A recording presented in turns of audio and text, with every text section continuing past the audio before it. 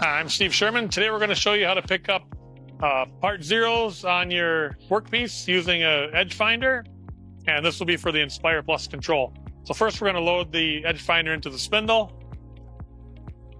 So let's open the doors. To load the tool into the spindle, just make sure the deeper cut from the tool holder goes to the angled spindle key. So my deeper cut, my angled key is towards the back. Press the tool out button. Load your tool and release the tool out button, and your tool is clamped in the spindle. And now our edge finder is loaded into the machine. We'll shut the doors.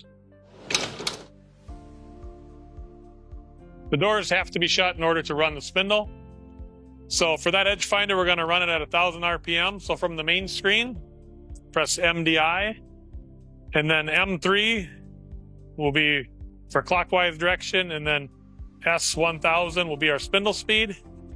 And then you want to press F5 run and cycle start. Now our spindle is running 1,000 RPM.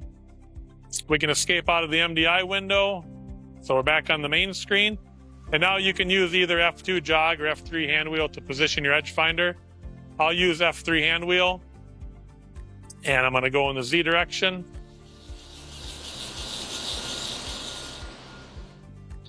And first we'll pick up our X. And now that I'm close, I'm going to use my remote hand wheel.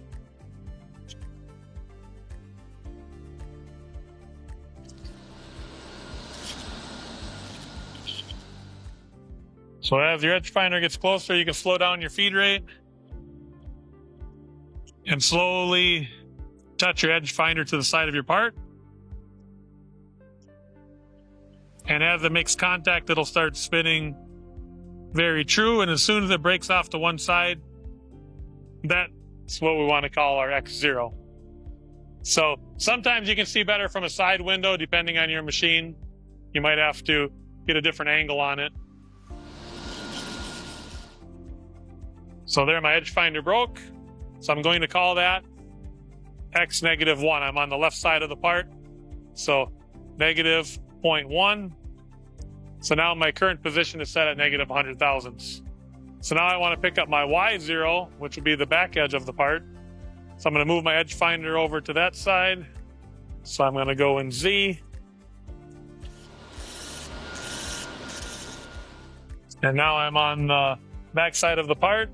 So I'm going to slowly move my edge finder towards the part.